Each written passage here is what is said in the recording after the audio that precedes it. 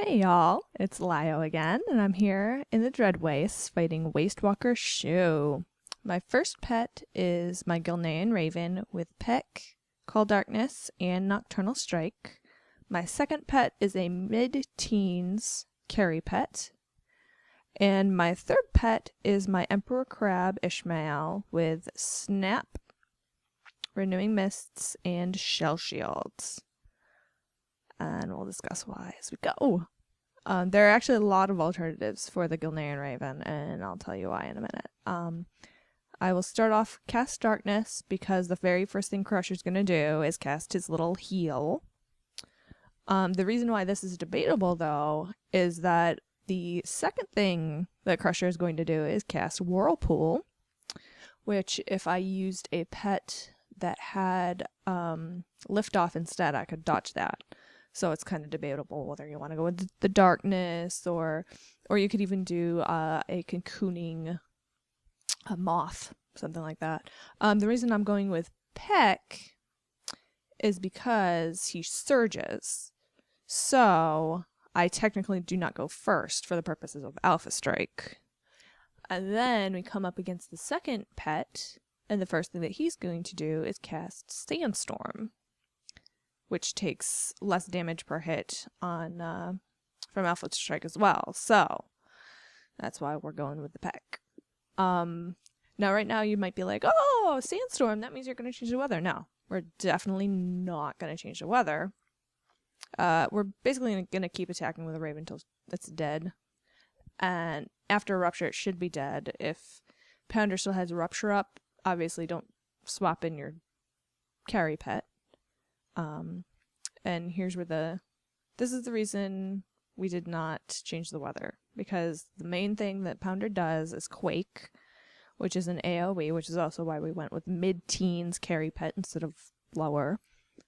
And yeah, with the Sandstorm, it does almost nothing. So keep up the Sandstorm. We're going to put up the Shell Shield so that my front pet takes absolutely nothing from Quake.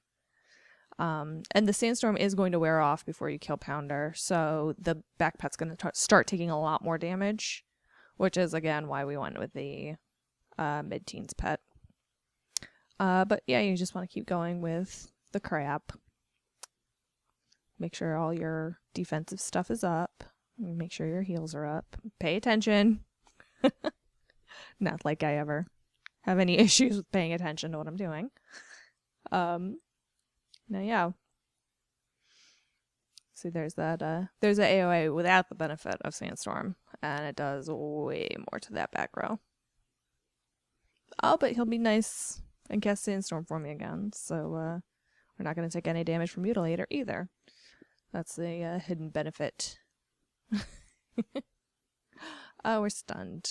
That's the danger with that Rupture, is that it could stun you, but as long as you keep up your Shell Shields. You do need to make it snappy because this panda's getting a little low here, but oh no. Let's just smack him, make sure we're done. And we still have the Sandstorm up, so we should be good for another turn or so. And last is this pet Mutilator. And he's going to put up his Shell Shield, which has a reflexive attack thing, which is why we keep up our Shell Shield. But yeah, so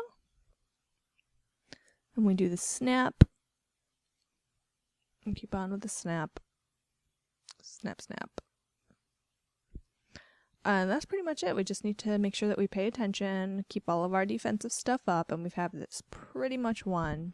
Oh, and this illustrates the reason why we didn't go with Surge, is because of Powerball speed boost. Because the crab is a bit slower, we're not going to take the extra damage from Counter Strike, which deals extra damage if you are damaged before your turn comes up. So